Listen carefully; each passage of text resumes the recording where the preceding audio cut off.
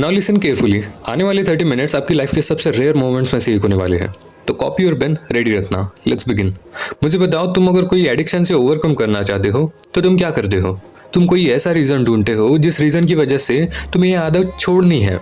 एक बहुत ही बड़ा रीज़न जो आपकी उस एडिक्शन को छोड़ने की कमी को फुलफिल कर दे। अगर वो कमी पूरी हो जाती है, यानी आपको कोई एक रीज़न मिल जाता है, तो आपकी addiction is no more, right? लेकिन ये सब करने के बाद भी आपकी एडिक्शन ओवरकम नहीं होती, तो आपका रीज़न उस कमी को फुलफिल नहीं कर रहा। उसी तरह आपको कोई एक स्ट्रॉन्ग रीज़न होना चाहिए मोटिवेटेड रहने के लिए। मोटिवेशन एक बहुत ही अच्छी चीज़ है अनटिल एंड अनलेस उसका असर ख़त्म नहीं हो जाता, और वो तो होना ही है। लेकिन उसके बाद क्या फिर से कोई मोटिवेशनल वीडियो देखे? क्या फिर से कोई मोटिवेशन का सोर्स फाइंड करे? देखो, बार बार मोटिवेशनल वीडियोस देखने में कोई बुराई नहीं है, लेकिन कब तक ऐसा करते रहोगे? जब तक आपके पास कोई एक स्पेसिफिक रीज़न नहीं होता, तब तक एडिक्शन की तरह ही किसी भी चीज़ में कंटिन्यूटी नहीं आएगी। वैसे भी दुनिया में हर एक चीज़ के पीछे कोई ना कोई रीज़न तो होता ही है ना। लोग कई घंटे बिता देते हैं इस चीज़ की सोच में कि हमारा करियर कैसा होगा, क्या मेरा कोई फ्यूचर भी है या नहीं, मेरा आगे क्या होगा, ऐसे सवालों में, अर्थात ओवर थिंकिंग में। आप YouTube पर हज़ारों वीडियोस देख लो, आपको कोई छोटे छोटे नुस्खे देगा कि ओवर थिंकिंग ख़त्म कैसे होती है। आप मेडिटेशन कर लो, आपकी ओवर थिंकिंग ख़त्म हो जाएगी या नॉल। हालांकि वो भी कोई गलत चीज़ नहीं कह रहा है, लेकिन अब जो ये हैक मैं आपको बताने वाला हूँ, ये कोई नहीं बताएगा आपको। लिसन, आप ओवर थिंकिंग स्टार्ट कब कर देते हो आपको पता ही नहीं चलता। उसी तरह आप ओवर थिंकिंग कब स्टॉप कर दोगे आपको पता ही नहीं चलेगा।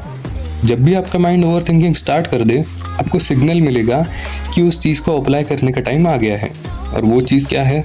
आपको बस मन ही मन में कहते रहना है कि मैं इस चीज़ के बारे में नहीं सोचता, मैं ओवर थिंक नहीं करता, मुझे इस चीज़ से कोई फ़र्क नहीं पड़ता। और बस ये एक बार बोलने से क्या आपकी ओवर थिंकिंग रुक जाएगी? नहीं, आपको बोलते ही रहना है मन ही मन में। विचार आते रहेंगे माइंड में, वो कम नहीं होंगे, वो और बढ़ेंगे, आपके ऊपर हावी होंगे, लेकिन आपको बोलते ही रहना है। और अपने माइंड के अंदर एक इमेज बना लेनी है कि मैं ओवर थिंक नहीं कर रहा। एंड सडनली एक ऐसा टाइम आएगा कि आपको फ़र्क पड़ना बंद हो जाएगा इस चीज़ से। आपको पता ही नहीं चलेगा, लेकिन आपने ओवर थिंकिंग की आदत से ओवरकम कर लिया है। अब एक बात बताओ, तुम्हें किसी चीज़ में सक्सेस पाने के लिए कोई एक पाथ फॉलो करना पड़ता है, राइट? और उस पाथ पर चलने के लिए तुम्हें पेशेंस रखना पड़ता है। स्टार्टिंग में आपका कॉन्फिडेंस, आपका मोटिवेशन आसमान छू रहा होता है, लेकिन जैसे ही थोड़े दिन बीत जाते हैं, अगेन वही चीज़ फिर से रिपीट। आप उस चीज़ से बोर होने लगते हो। लेकिन ऐसा क्यों? धीरे धीरे उस चीज़ में आपका इंटरेस्ट खत्म होने लगता है, एंड आपका माइंड आपसे कहने लगता है कि अब बस हो गया यार, अब और नहीं होता। आप चाहकर भी उस चीज़ में इंटरेस्ट वापस नहीं ला पाते, एंड थक हार कर उस चीज़ को छोड़ देते हैं। फिर चाहे वो चीज़ आपके लिए कितनी इंपॉर्टेंट भी क्यों ना हो, आप कहते हो बस हो गया यार, अब और नहीं होता। एंड अगेन वही डिप्रेशन, एंजाइटी, साला ये दुख का ही ख़त्म नहीं होता बे। देखो, किसी भी चीज़ में एक्सपर्ट बनने के लिए आपको उस बोरियत भरे फेज में सरवाइव करना ही पड़ेगा। जब तक आप उस बोरियत भरे फेज में सरवाइव नहीं कर लेते, तब तक उस चीज़ में आपको सक्सेस नहीं मिलेगी। You have to keep working until and unless वो फेज मूव ऑन नहीं हो जाता। और ऐसी सक्सेस का फ़ायदा भी क्या जिसमें आपको थोड़ा सा भी स्ट्रगल ना करना पड़े। देखो, सक्सेस हर किसी के लिए अलग अलग होती है। किसी को एग्ज़ाम क्रैक करने पर मिल जाती है, तो किसी को अच्छी कंपनी में जॉब मिलकर। सबके अलग अलग पर्सपेक्टिव्स होते हैं। हो सकता है कि आपको कोई फ्रेंड या रिलेटिव या कोई पहचान वाला भी वही पाथ फॉलो कर रहा होगा जिस पाथ पर आप हो। एक टाइम ऐसा आएगा कि आपको उस पर्सन के ऊपर गुस्सा आने लगेगा, साला इसका मुंह ही तोड़ देता हूँ। अर्थात आपको कहीं ना कहीं उस पर्सन को लेकर अपने मन में जलन का एहसास होने लगेगा। मतलब दोस्त फेल हो जाए तो दुख होता है, लेकिन दोस्त फर्स्ट आ जाए तो ज़्यादा दुख होता है। ये टाइम ज़रूर आएगा। अब आपको क्या करना है? आपको बस सोचना है कि कोई कुछ भी करे, मुझे बस अपने पाथ पर चलना है।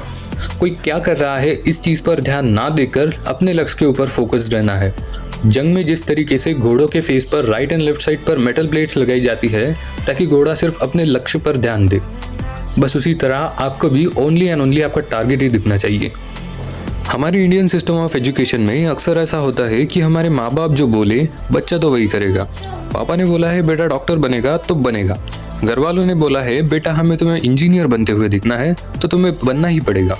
मैं यहाँ पेरेंट्स को गलत साबित नहीं करना चाह रहा हूँ, वो भी अपनी जगह पर सही है, लेकिन वो सिक्के के सिर्फ एक ही पहलू को देख रहे हैं। वो बस ये देख रहे हैं कि उन्हें क्या चाहिए, वो ये नहीं देख रहे हैं कि बच्चा क्या चाहता है। क्या हम उसके सपनों के साथ गलत तो नहीं कर रहे? क्या हमारा बच्चा इस डिसीजन से खुश भी है? पूछो यार उससे, वरना वो करेगा भी क्या ऐसी लाइफ का जिस चीज़ में वो खुशी नहीं है। अगर माँ बाप ये चीज़ समझने के लिए तैयार नहीं है तो उन्हें कृपया करके समझाओ। उन्हें कहो, आप जिस चीज़ के अंदर मुझे भेजना चाहते हैं मैं उस चीज़ में खुशी नहीं हूँ। आप सिर्फ ये देख रहे हो कि आपको क्या चाहिए, लेकिन आपने कभी मुझसे पूछा कि मुझे क्या चाहिए? कुछ पेरेंट्स बहुत ही ज़िद्दी होते हैं। उन्हें कितना भी समझाओ वो समझने के लिए तैयार ही नहीं होते। हालांकि वो भी अपनी साइड से बराबर होते हैं, लेकिन वो आपको एक चांस भी देने के लिए रेडी नहीं होते। इस सिनेरियो में आपके पास एक लास्ट ऑप्शन रह जाता है, और वो है उस चीज़ को सीक्रेटली ट्राई करना। अगर आपको अपने ऊपर पूरा भरोसा है तो उस चीज़ को सीक्रेटली ट्राई करने में कोई बुराई नहीं है।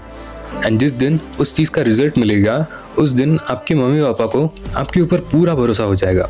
ये बात मैंने अपने पिछले वीडियोस में भी कही थी कि जब आप खुद के ऊपर डाउट करने लगते हैं तब आप खुद ही के बनाए हुए माइंड ट्रैप्स के अंदर फंसने लगते हैं।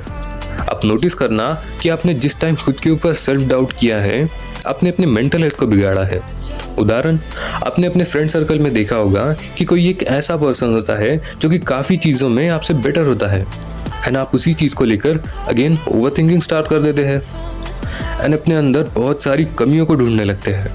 अगर आपके भी साथ ये सब हो रहा है तो कांग्रेट्स, आप अपने ही बनाए हुए माइंड ट्रैप्स के अंदर फंस चुके हैं। लेकिन डोंट वरी, इससे बाहर कैसे निकलते हैं लेट मी टेल यू। ये बहुत ही कॉमन चीज़ है कि आप खुद के ऊपर डाउट करने लगते हैं या दूसरों के साथ खुद का कंपैरिजन करने लगते हैं। मुझे बताओ ये चीज़ स्टार्ट कहाँ से हुई? आपकी थिंकिंग से, आपके माइंड से? तो ये एंड भी आपकी के माइंड से होगी। कुछ नहीं, बस सेल्फ डाउट करना छोड़ दो। ये चीज़ कहने में बहुत छोटी सी है, लेकिन you won't believe it will dramatically change your life. अभी आप बोलोगे इससे तो हमें हमारी कमियों का एहसास ही नहीं होगा, हमें हमारी कमियां कैसे पता चलेगी? इसके लिए एक सोल्यूशन है। आपको अपने अंदर जो गलतियां दिखाई देती है, जो कमियां दिखाई देती है, उनके ऊपर काम करो, लेकिन सेल्फ डाउट कभी मत करना। इससे ये होगा कि आपको अपनी कमियां भी पता चलेगी, उन्हें इम्प्रूव करने का मौका भी मिलेगा एंड आप सेल्फ डाउट से भी दूर रहेंगे। अब मैं जो बताने जा रहा हूँ वो उन लोगों के लिए है जो फ्लुएंटली बोल नहीं पाते। यहाँ मैं इंग्लिश स्पीकिंग की बात नहीं कर रहा हूँ। अब जो भी what ever the language you speak, मैं उसकी बात कर रहा हूँ। आपने ये प्रॉब्लम ज़रूर फेस की होगी कि आप वो लैंग्वेज फ्लुएंटली बोल नहीं पाते, बोलते बोलते कहीं रुक जाते हैं या बीच में कहीं अटक जाते हैं। ऐसा क्यों होता है? ये इसलिए कि आपने अपना ज़्यादातर टाइम अकेले ही बिताया है। आपने लोगों से ज़्यादातर सोशल होना पसंद नहीं किया है, जिसकी वजह से आप कहीं ना कहीं कम बोलने लगते हैं, विच रिजल्ट्स आप अपनी ही लैंग्वेज फ्लुएंटली स्पीक नहीं कर पाते। अब इस चीज़ का सोल्यूशन क्या होगा? इन सभी चीज़ों को उल्टा कर दो। लोगों से बात करो जितना हो सके, अपने वोकेबुलरी को इम्प्रूव करो, अपनी एक्सेंट को सुधारो, द वे यू स्पीक उसे इम्प्रूव करो। फिर धीरे धीरे आप नोटिस करोगे कि आपकी अपनी ही लैंग्वेज में आप बहुत ही फ्लुएंट वे में बात कर रहे हैं। ये सब एक दिन में नहीं होगा, टाइम लगेगा, कुछ दिन, हफ्ते, महीने या कभी कभार साल भी। आपको उन छोटी छोटी चीज़ों को नोटिस करना है जो आपकी सेल्फ इम्प्रूवमेंट से जुड़ी है। उन्हें नोट डाउन करो, लर्न करो एंड अप्लाई करो। सेल्फ इम्प्रूवमेंट से जुड़ी काफ़ी सारी ऐसी चीज़ें होती है जो कि आपको एक बेटर पर्सनालिटी डेवलप करने में हेल्प करती है। वो कुछ भी हो सकता है, आपकी मेंटालिटी, आपकी पर्सनालिटी, आपका dressing sense, behaviour, grooming, hair style and ऐसी काफ़ी सारी चीज़ें जो कि मायने रखती है आपके सेल्फ इम्प्रूवमेंट के लिए। इन सभी चीज़ों को अगर आप सुधार लेते हैं तो आपको पता नहीं चलेगा, लेकिन आप काफ़ी मायने में लोगों से काफ़ी चीज़ों में आगे बढ़ चुके हैं। एक बहुत ही कॉमन चीज़ जो सारे लोगों को फेस करनी पड़ती है, जो कि है प्रोक्रेस्टिनेशन एंड आलस। देखो, इस चीज़ का कोई एक स्पेसिफिक सॉल्यूशन तो नहीं है जिसे फॉलो करके आप इस आदत को ख़त्म कर लो, लेकिन ये आदत भी किसी एक चीज़ से नहीं बनी है। वो क्या रहा है, आपने अपने डेली रूटीन को काफ़ी सारे चीप डोपामिन से भर दिया है। अब चीप डोपामिन का मतलब कोई एडिक्शन नहीं, ऐसी बहुत सारी चीज़ें लाइक सुबह ना उठना, लेट उठना, कोई ज़रूरी काम को डिले कर देना, इन्हीं सब चीज़ों से मिलकर ये आपकी एडिक्शन बनी है। इस चीज़ का सोल्यूशन क्या होगा? आपको अपने डेली रूटीन में धीरे धीरे सारे वो चीप डोपामिन के सोर्सेस को ब्रेक डाउन करना होगा, उन्हें ख़त्म करना होगा, और वो ही इस चीज़ का सोल्यूशन होगा। आपको वो सारे काम करने हैं जो आपको कंफर्ट जोन से दूर कर रहे हैं। फिर एक ऐसा टाइम आएगा कि आप वो सारे काम करने लगोगे जिसे आप आलस या प्रोक्रेस्टिनेशन की वजह से छोड़ रहे थे। धीरे धीरे आपकी एडिक्शंस भी आपसे दूरियां बनाने लगेगी। आपको पता नहीं चलेगा, लेकिन आप आलस या प्रोक्रेस्टिनेशन को ख़त्म कर चुके हैं। एंड ट्रस्ट मी, अगर एक बार आलस ख़त्म हो चुका होगा ना, तो कोई नई चीज़ की शुरुआत करने में आपको ज़्यादा टाइम नहीं लगेगा।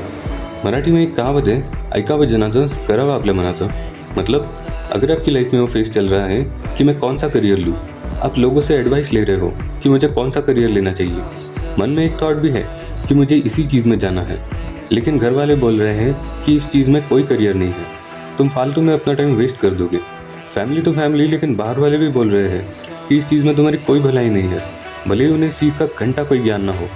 इस टाइम पर तुम्हें सिर्फ और सिर्फ अपने मन की सुननी है, चाहे कोई कितना भी बोल दे। लेकिन अगर आपके मन से ये बात आ रही है ना, तो आप उस चीज़ में कभी असफल नहीं होगे।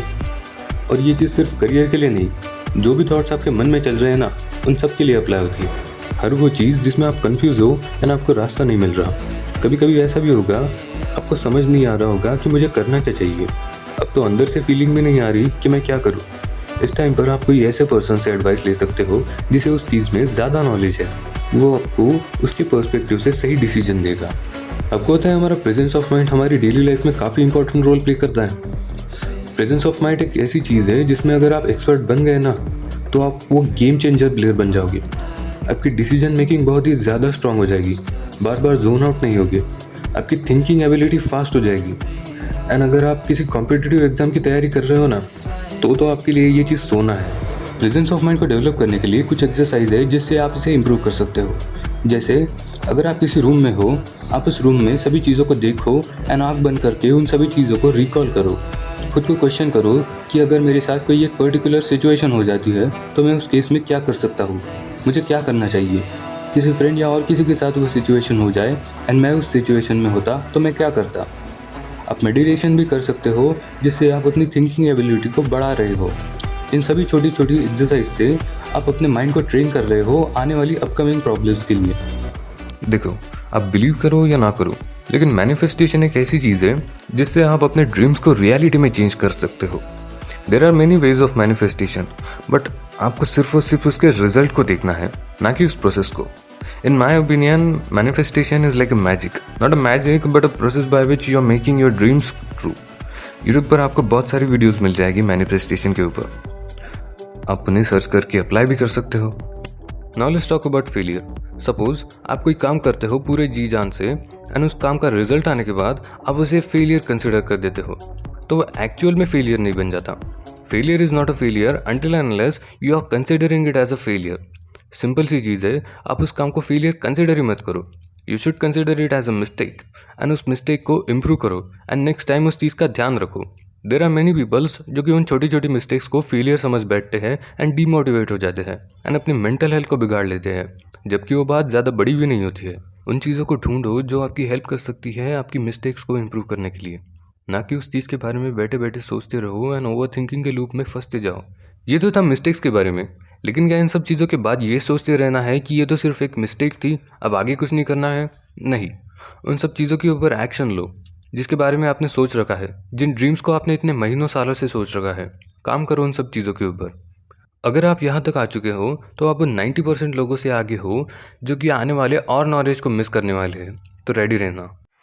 ओके, तो अभी मैं इस वीडियो को यहीं पर एंड कर रहा हूँ, sort of some personal issues, लेकिन आने वाली और भी वीडियोज़ में आपको इससे भी और इंटरेस्टिंग चीज़ें मिलने वाली हैं आपकी लाइफ से रिलेटेड, आपके सेल्फ इम्प्रूवमेंट से रिलेटेड, तो स्टे ट्यून।